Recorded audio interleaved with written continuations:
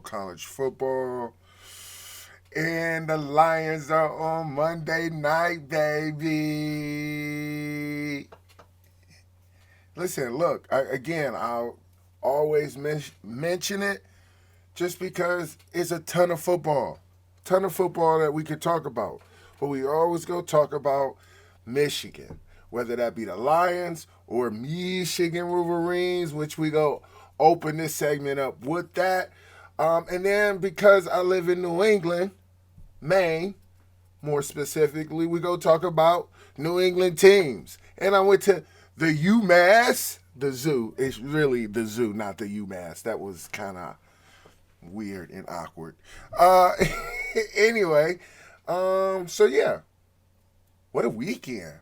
Shout out to Virginia Tech getting robbed in Florida. Talk about a getaway. Whew. I mean, holy smokes.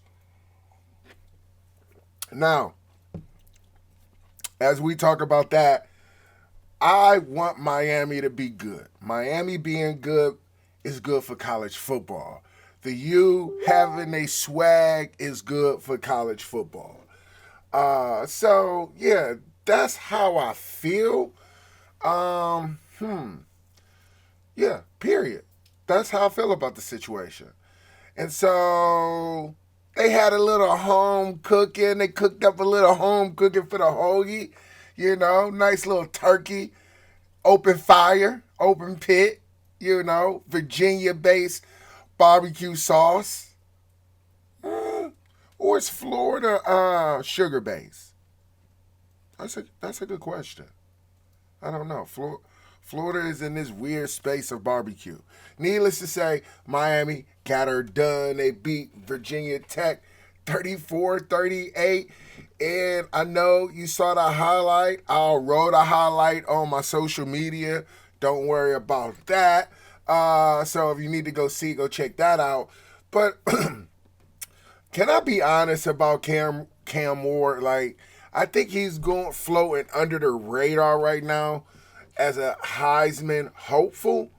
Um, but it's because if Miami has a hiccup, his Heisman is hicked up. It's like it is what it is. So listen, my man had a day. He went 24 for 38, throwing the ball 343 times for 4 touchdowns. Now he did throw 2 picks, but if you throwing the ball 30 plus times, law of average, really every 30 passes you're supposed to throw a pick. I mean, now that was when I was coaching. I don't know if that's still the same deal. And that law of average, you're talking an all American quarterback. If they can throw the ball 30 times before they throw one interception, they're an all American. And obviously you work downward. So the less amount of passes and completions does not equate necessarily to all American because he can be very efficient. But yeah, obviously, the more you throw the ball and your completion rate versus your touchdown interception rate dictates where you fall in that accolade status, all American, all conference, first team, second team, etc., etc. Okay. So anyway, he's thrown the ball 30 plus times. He did throw 2 picks. Um, I love the fact that they ran the ball 32 times. Everyone saw Michael Irvin going bonkers on the sideline. Whenever you got a legendary player who's hanging in the rafters, who's always on TV on Sunday talking NFL, on your sideline, juiced, look, that adds into the little home brew. Because they had to do a lot of things to get to that last little showdown. But again, I don't know, man. Shout out Miami getting it done. Period. I'm glad they undefeated right now. They need to continue to be undefeated for uh, the U and for my man Cam to be a reputable contestant for the Heisman. That's how that's gonna have to play out. Okay, so let's keep it rolling. And I know the Hoagies are salty right now. I know your first ACC opener, you go in a barn burner on a Friday night fight and you lose by 2. um, a debatable ending, but I have to admit it was an enjoyable ending, full of action, full of like, oh no, and the fact that the ball you could argue,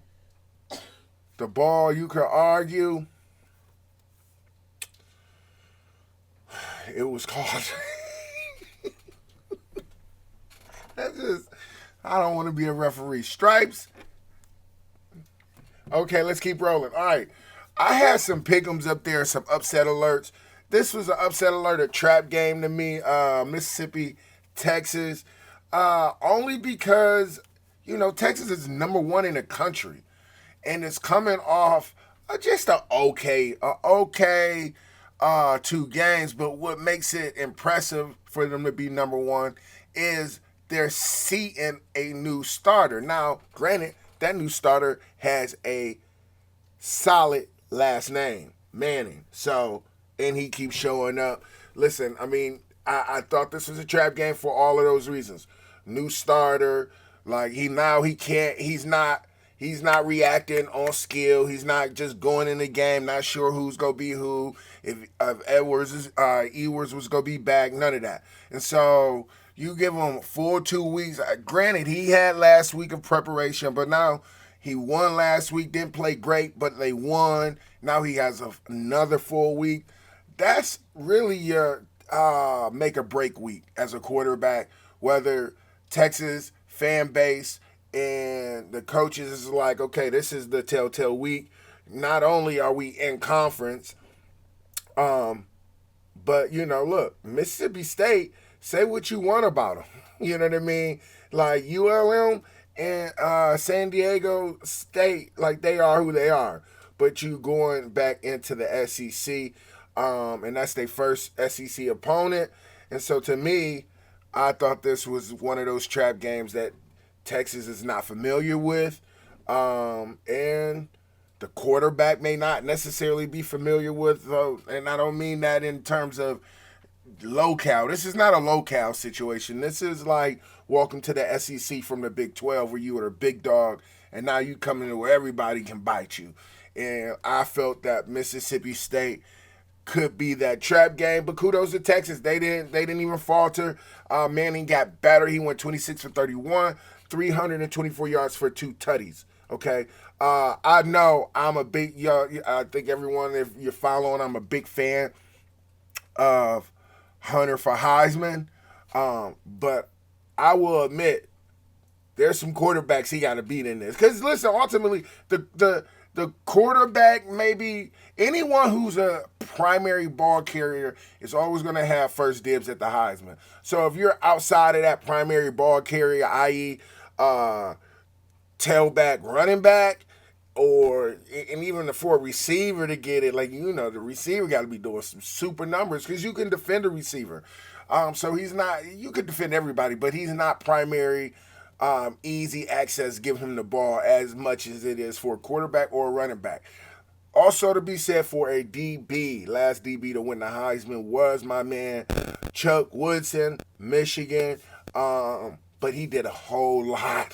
He did a whole lot to win that Heisman. As a DB, yes, he played some situational receiver. He returned punts, but he was electric on defense.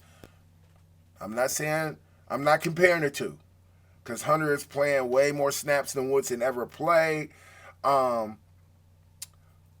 just saying he got some competition because this boy, look, will they give Manning in the race? Depends. Like, can he hold this number one spot and keep performing like he's been performing? He will be a Heisman conversation because he has a name, and just like Hunter may not have a name, but he is riding Coach Prime's name, and Coach Prime brings a whole lot of eyes and attention.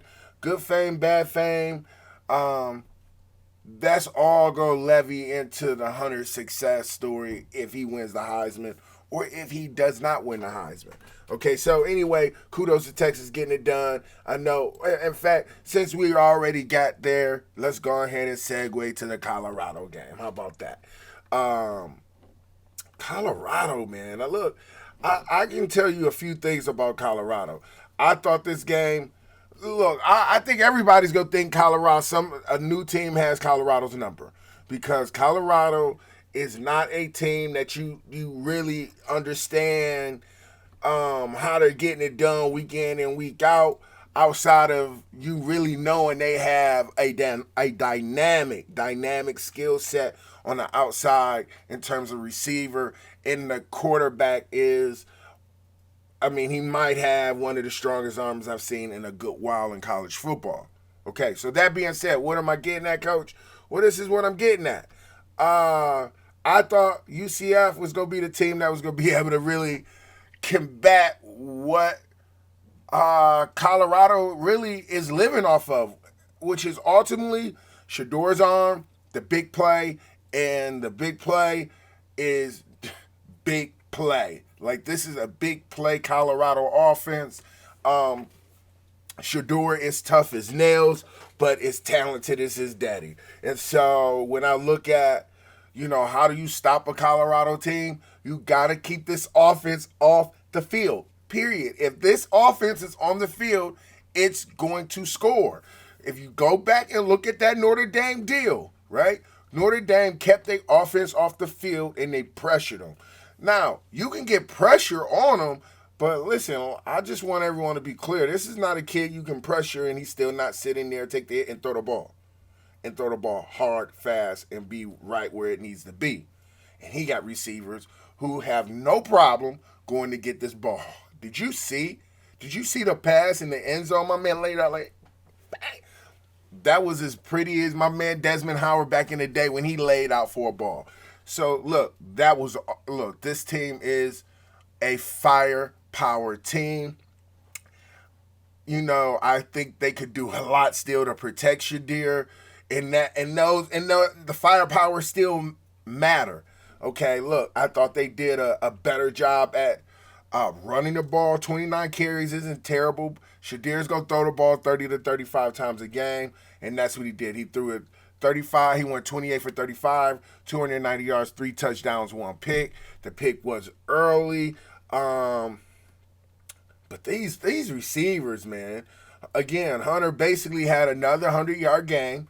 He had 9 catches for 89 yards and a touchdown. Shepard had 4 catches, 99 yards, and a touchdown. Jimmy Horn had 5 catches, 41. I'm just telling you, he hit in 8 different receivers, and they all, at any given point, could, score. And even though Jimmy Horn only had 5 catches, most of those catches were third down. So now you got a third down receiver. You got your situation big time receiver in Travis Hunter. And then you got your go-getter who can lay out and just go get that thing in Will Shepard. Not to mention you got some scat in Wester. This was a legitimate, high-powered offense that if you're not really prepared to stop it, you could go toe-to-toe with them, sure. But not many people have gone toe-to-toe with them. You have to strategically get this offense off the field. And UCF was the team to do it. Why, Coach, why are you saying that? They run the ball. They lead the entire college football in rushing. Now, they have 44 yards. They have 44 total carries in rushing for a total of 177 yards and 1 touchdown. But the problem I have with that is KJ Jefferson threw the ball for 35 yards, and he only completed 20. Through 2, it's just run his big ass. Excuse me, I tried. Because I'm not on the field, there's no real reason to be cursing on camera. So let me, and I got editing powers. Okay, KJ Jefferson, he should have had about 40. He should have had about 30 carries, not 35 passes. What he did show is he can throw the ball, but I don't think that was even debatable. It's just make Colorado tackle this big dude. Make Colorado tackle Harvey. He ran the ball for 20 carries. Don't get me wrong. Richardson could have ran the ball a little bit more. I just thought by their standard, and Mozan is Mozan. Mozan is a wing T run the ball guy at the end of the day. Mozan is who got Cam Newton and that Auburn Tiger team a natty. and a Heisman. It was Gus Malzahn's offense. Outside of that, like Auburn is still ain't returned to that type of glory. Um, but I just thought Malzahn had the offense that could bat the Colorado offense. Excuse me. Malzahn had the offense that could combat the Colorado offense by running the ball, clocking it, putting Colorado in a strain when they are on the field, making them feel like they got to do stuff ahead of the time that they want to call it and they want to execute it. Put them on the clock.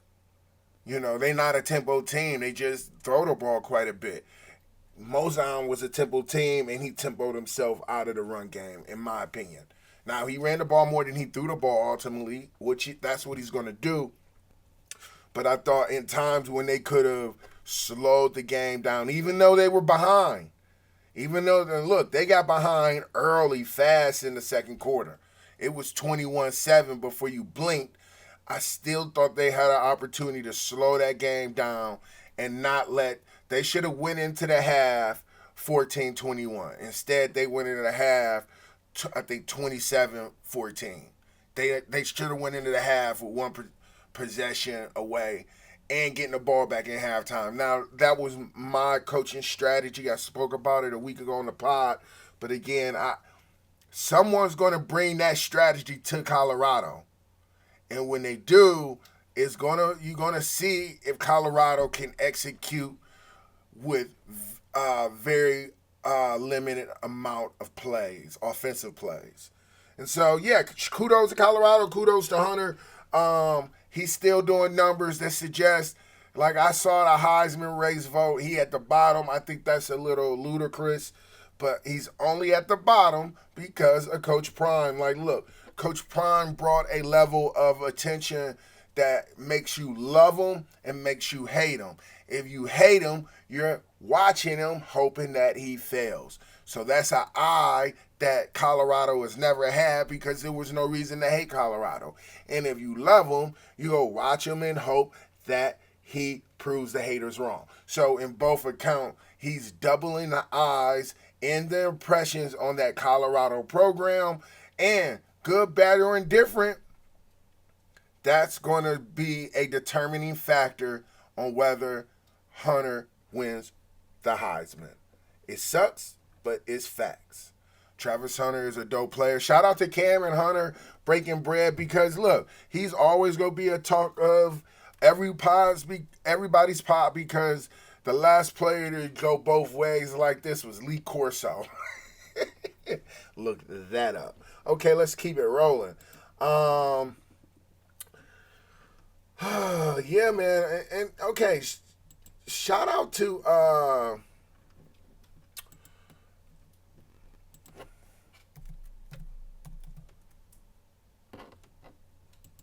see who this kid is again.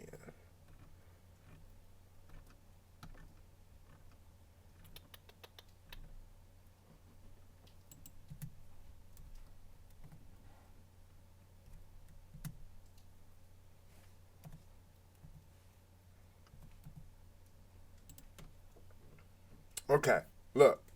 All right. I'm going to talk about it because we got to talk about it, okay? UNLV, low-key, is doing some record numbers over there. This is the start of something that I think we will see more and more. I think Matt Sluka just decided to, like, look, man, I'm not about to go play. Like, here's the overarching reality when you're looking at this kid, okay? So, for those who don't know, the UNLV quarterback just said, look, I'm not playing no more this season, which is clever because he stopped at the third game, which is at the right at the marker where you have to say I'm redshirting or something's happening. I want to shelf my year. It's a lot easier to shelf your year in today's market, but he decided to shelf his year because UNLV said that they would pay this man $100,000 for a name, image, and likeness, and that's why he came to UNLV. $100,000 shouldn't have been a problem in Las Vegas. One, two. uh, Once they went 3-0, like $25,000 should have been deposited in his checking or his savings or in a IRA or a life insurance. How is a lot of ways they could have done this and could have won. Okay, but because somebody in the institution, here's why. Here's why I was telling my wife. Here's why NLIs are a problem on a large level, because the institution has to say okay to it regardless, because he is a student. So some of this is, even if the institution is using these funds, if it goes by way of donor. So I'm going to say, look, this is for Matt Saluka. Okay, here, boom. And I give it to the athletic department. The athletic department still has to be okay with letting that check go into some type of check-in or some type of school account, and then cutting a check for Matt Saluka by way of the institution. And let's say everyone's out there, well, they didn't have to do it that way. I don't know that UNLV have had to do it any other way up until now. So also consider that you're levying an institution who's going to take in $100,000 and then write a check to a kid, or the institution being okay with some big money donor coming on campus saying, hey man, here's a check. So like there's a power struggle that's happening on the institutional level, between the coaches, between the athlete. I believe the athletes should get paid. I believe they should pay the athletes out quarterly. I believe that at the end of their senior year, they should be able to walk out with a graduation gift of a check based on their total revenue of the contribution to the school. I think there are a lot of ways to do this if you're thinking about the best interest of the kid. The challenge is, I don't believe every institution is thinking about the best interest of the kid. And let's also be honest, because now this is a pay for play. Some institutions are making a decision like we're not going to get into that ball game. And obviously, that's the situation that's happening at Nevada. So, again, the Matt Saluka situation, UNLV should have gave him in $100,000. They wouldn't be wearing the blackout that they're wearing socially. And they also might still be in high competition and a very legitimate run for the 12-team playoff. Be that as it may, he's decided to redshirt himself. I wonder what this is going to look like academically. Not many people are talking about that part. But to be quite honest, because everything can be virtual, you shouldn't lose anything academically if you decide to transfer. To be honest, you just got to be a little more creative and getting the coursework done, closing out the term, and being at one place and working at another place. I think that's doable.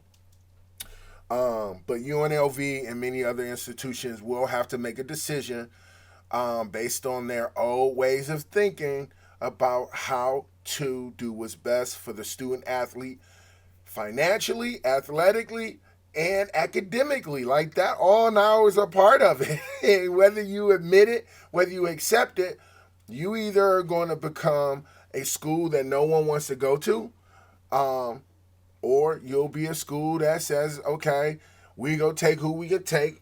We may even have to downgrade into a different situation league-wise, but we just are not going to get into the pay-for-play situation or game or coaching, period.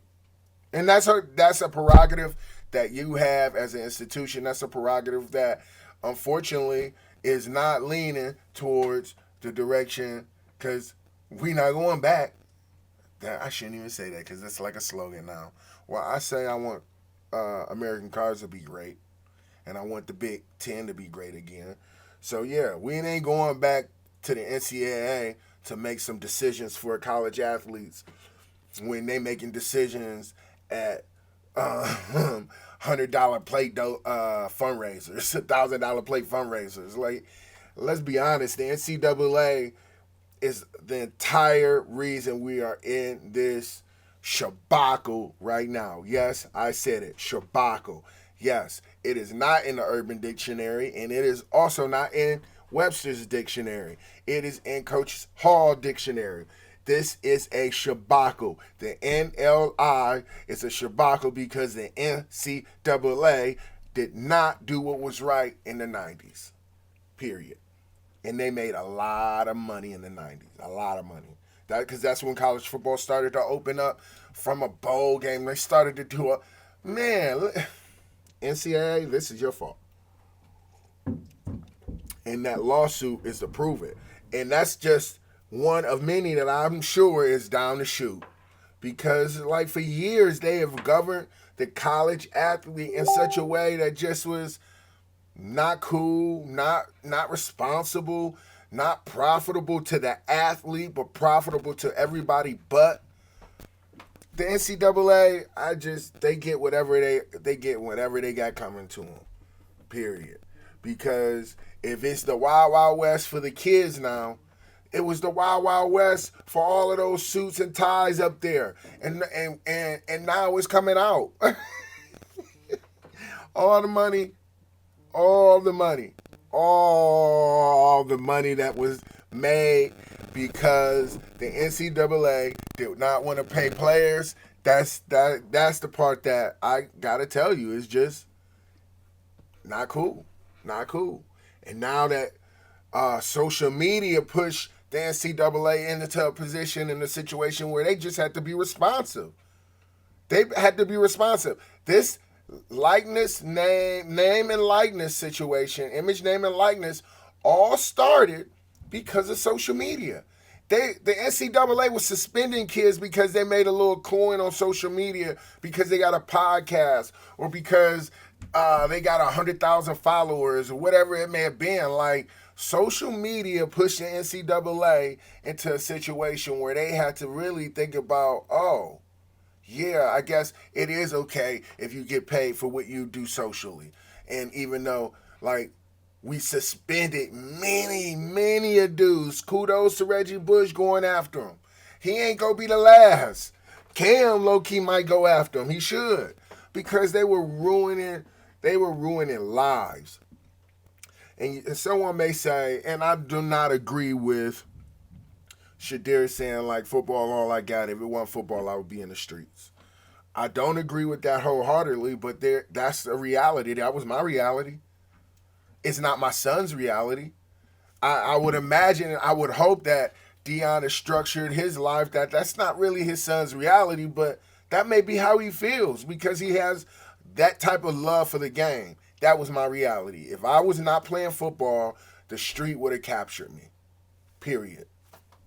You might not like that. You might not think that that's like cool to put out there, but that's a reality for some athletes. And so in that, the NCAA knew that then. And they hosed a whole lot of athletes based on these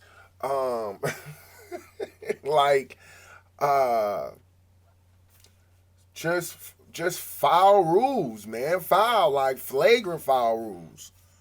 And knowing they were doing way more, making way more, and taking people titles, and like, I get a governing body, but you got to be understanding too, why are we governing it? And because you were governing the college athletes so they could graduate, so that they won't be taken advantage of, and so that they could have a 4-year experience with athletics that was prosperous.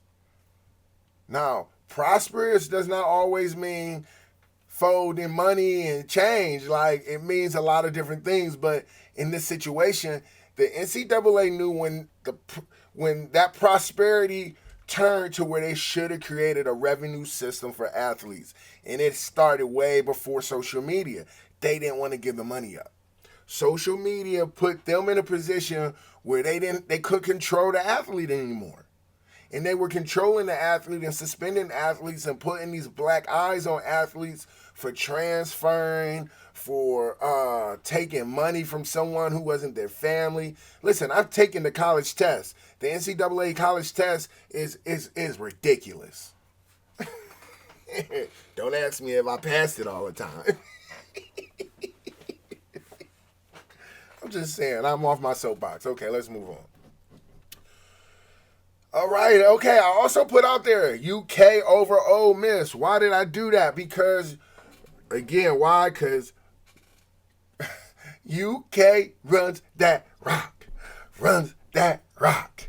Run that rock. They ran the ball 47 times total. Now, they did not get a lot of yardage, but you know what they did? They set on that rock, and then they snapped it at 2, 1, 3, 4. That's the play clock. Meanwhile, the bigger clock is just running. Running. And they punting that ball and playing knock your jock in the dirt defense. That's how it is. That's just what it is. Like, look, Jackson Dart's a good player. He went 27 for 18, 260 yards for a tutty. But ultimately, this came down to one saying, I'm going to get every possession that I can and go fast, and the other saying, I'm going to be as deliberate with each possession I get. That's what this game was. And you want to know one of the other things that I thought, like, Ole Miss at the end of the game was where they wanted to be. Kentucky at the end of the game was where they wanted to be.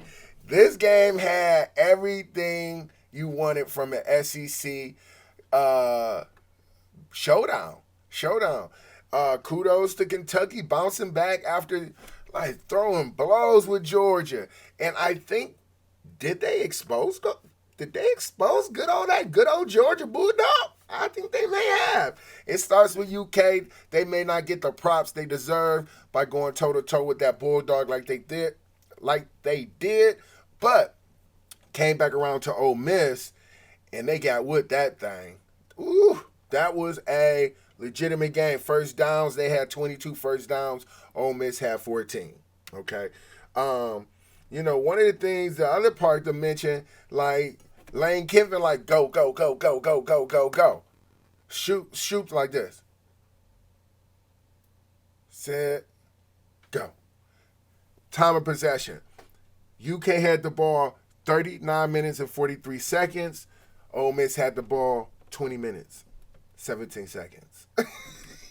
Like, that's how many times they had. That's how much they had the ball. Like that. When you saw it, then they didn't have it.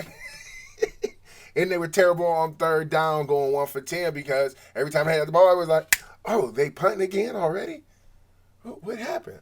Now, that puts a lot of pressure on the defense. So any of my fast tempo offensive guys, I don't want you to feel like that's nonsense because the defense got to be able to respond. But obviously, this UK defense responded well. Kudos to UK. Shout out to the quarterback Brock for doing his thing because he had to legitimately quarterback that game. He went 18 for 28, 243 yards, 1 touchdown. And don't get this twisted. Like, he threw the ball, and that boy DK, I imagine they call him DK, but his name is Dan Key. He had 8 touches, 8 receptions for 108 yards, 1 touchdown.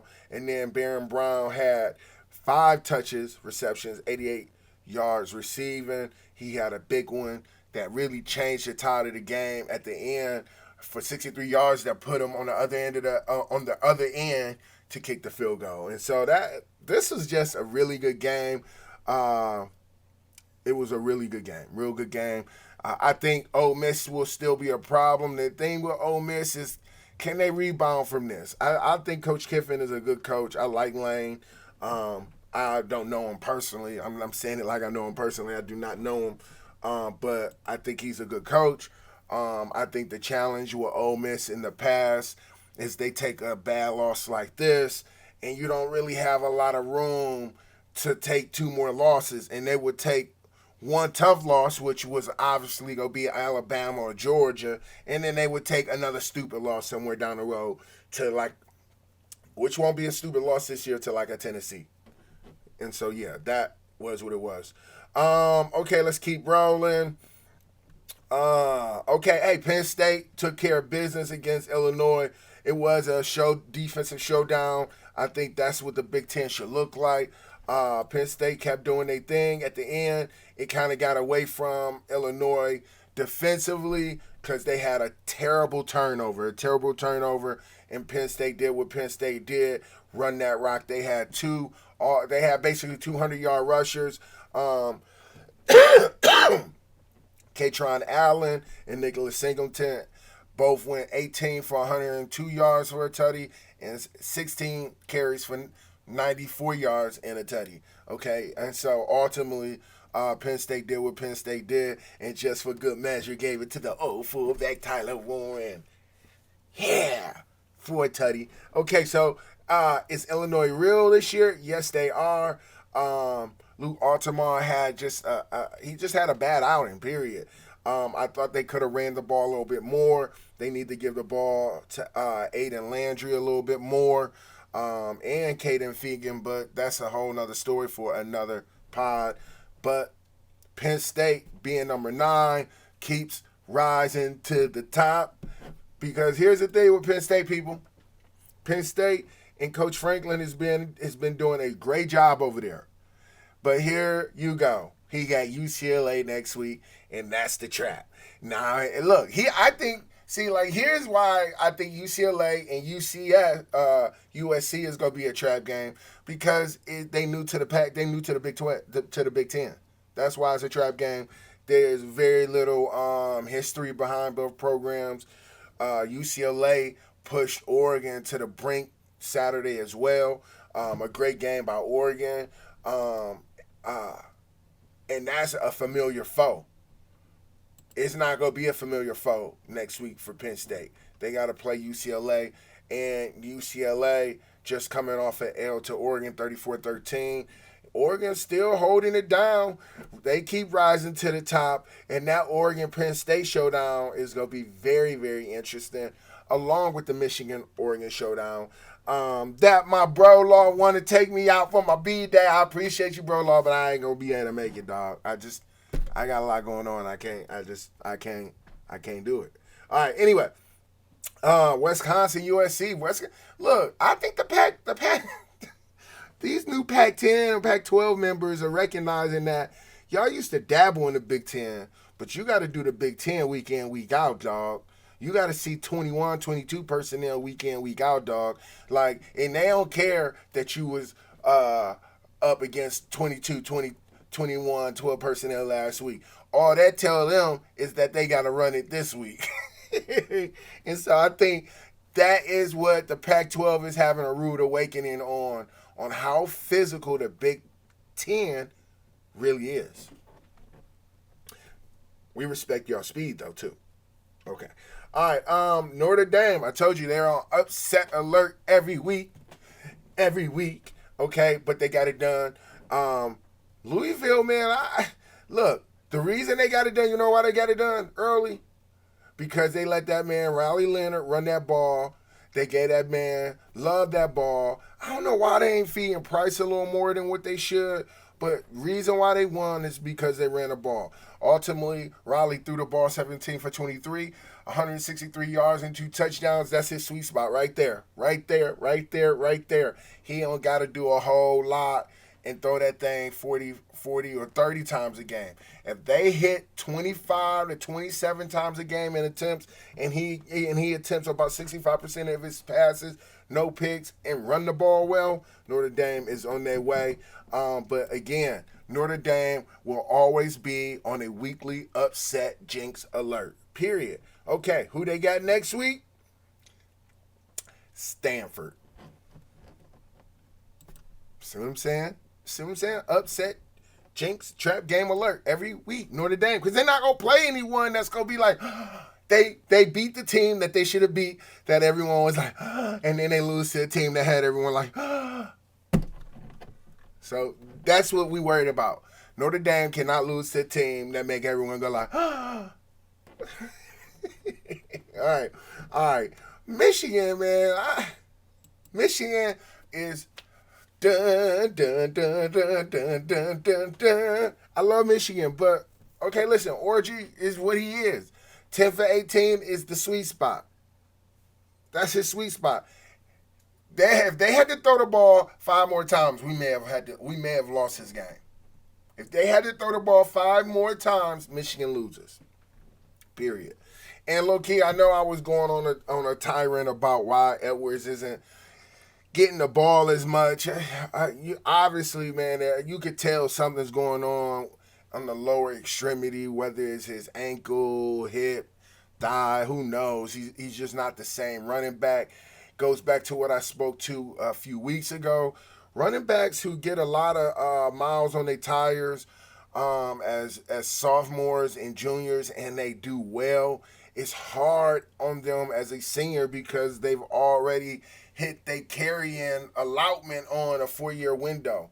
When I think about the good running backs that have senior years, they actually didn't peak until the end of the junior year, and so now they go into their senior year. I mean, full steam ahead, not a whole lot of miles on their tires, and so now the challenge is Mullins, who is coming in getting the reps that Edwards was getting last year when Corum had too many miles on his tires. That's just the way the Michigan gonna have to operate, and I think they need to know that. And if they know that, now you can do a lot if you got some talent at running back. You can get a lot of different people carries and take a lot of carries off of backs so that Mullins can do what he did. I mean, he had 24 carries for 111 yards, 2 touchdowns. We needed a little more out of Edwards. He only had 9 carries for 34 yards. And I get it. If Orgy's gonna be your starting quarterback, how much can you run him? You can run him more than 9 times. He got to run more than 9 times. Like, he was running that many times when you had Warren as a starter. So, again, Sharon is my guy. I'm giving Coach Moore all the time he need. I went through so much heartbreak with Harbaugh. Like, ain't no reason for me to not go through that same heartbreak or that same loyalty with my man Coach Sharon. Like, so ultimately, like, yeah, we need to start getting the third running back lubed up. Pause. I can edit that. We need to start getting a third string running back warmed up because obviously you need a third runner. You need another back to do 10 plus carries. Because ultimately Michigan need to walk away from a game with 35 carries. Total in the backs, just backs alone. Like, and if they under 40 carries, even better. But they need at least 35 carries. And so Michigan had 43 carries for 155 yards, 2 touchdowns. They two touchdowns short of what this game should have been against Minnesota. Look, I got some homeboys on the Minnesota staff. No hate, all love, but I'm a Michigan guy at the end of the day. Okay, here we go. Let's keep it rolling. So Michigan made a sweat at the end, but that shows the grit and the tenacity by the Gophers more than it speaks to Michigan. Michigan got a little lackadaisical, and Minnesota never took their foot off the gas, and they made it interesting at the end, but Michigan prevailed. Okay, where we going? Clemson took care of business. Again, Clemson is right where they need to be. They took their early loss. And all they got to do is keep winning, keep doing what they do, and they'll be fine. Kansas State, coming off an L, they did beat Oklahoma State 42-10. That was big. Now, here was the upset game that I called. Oklahoma versus Auburn. I love the Oklahoma defensive coach. I like him as a head coach. I think he does a great job. But Oklahoma hasn't been Oklahoma since Oklahoma arrived to be Oklahoma, I guess. The Switzer days or the Shoop days, I guess that's the Shoop days. We won't go that far. Are they back? They're number 21 in the country. They do have one loss in the SEC, but that one loss does not speak to the overall. Every SEC team that is worth their salt is going to have one loss, I think, this year. But I called that as an upset. Auburn did play them well, 21 points against the Oklahoma defense that throws everything at you from two high, one high, zeros. They mix up the front shelf and the back shelf that you don't know what you go get in your cup. And I love what Oklahoma does defensively. They're sitting at 4-1. They beat Auburn 27-21, but again, they're new to the SEC, and they were playing at Auburn, and Auburn showed them why they welcomed them to the SEC, but they get to leave with a W, and Auburn has to wear that L. Baylor, I thought was going to put up more of a fight against BYU, but I think BYU might be that team. They new to the Big 12, which is cool. And, okay, let's talk Ivy League. Okay, I coached in the Ivy League for a few years. I have 2 Ivy League championships. Best coaching time, really, of my life. We got 10 games. And I don't care about them playoffs. I don't care about them politics.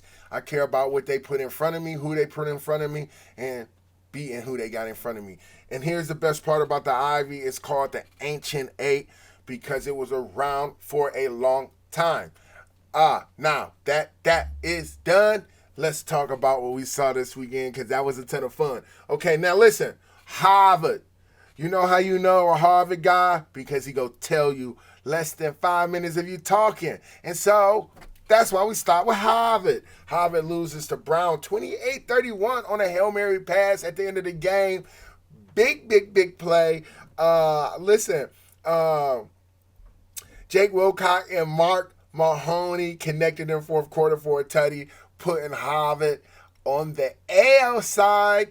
And that might be the first time that's happened in a long time. I have no statistical fact on that. I'll leave that to their SID departments. Okay, but again, Harvard, who is replacing, who also is a new head coach. And you know, at the end of the day, he's coached. Look, Coach Andrews a good ball coach, coaching in the league, all of that. But the Ivy League, everybody want a piece of Harvard, and Brown is no different. And they got after it. Listen, kudos to Wilcox throwing the ball 21. Completing 21 passes for 37 attempts at 288 yards and 3 touchdowns. Okay, he also ran the ball for half of 100 for 57 yards. And then listen, threw the ball to 6-7 different receivers. Matt Childs had the ball. Big play, Matt Childs. Basically, this is his big play threat receiver. He had the ball 4 times. Big, deep yard, 75-yard pass, and 1 touchdown. Mark Mahoney had 2 touchdowns. He also made the big play. At the end of the game, he had 7 receptions for 75 yards and 2 touchdowns. Again, Brown is someone to talk about, someone to look out for. Now, listen, at the end of the day, I believe if you can run the ball in the Ivy League, you can win. Every championship that we won in the Ivy League is because we had as my man Coach Downs would say, we had a stable. Now, they ain't really running the ball, and I hate to say it, neither is Harvard. But Brown's 1-0 in the Ivy. All right, let's keep it rolling. Let's see what we got here.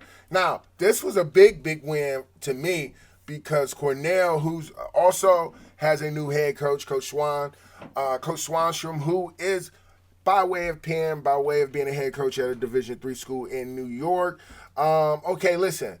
He just beat the Ivy League champs. Okay. And they don't look that championship-ish right now. I don't know. But they also graduated a lot of seniors. And they also have to defend a new defense, a new head coach, and a new offense. And again, I watched Cornell lose to Colgate last week.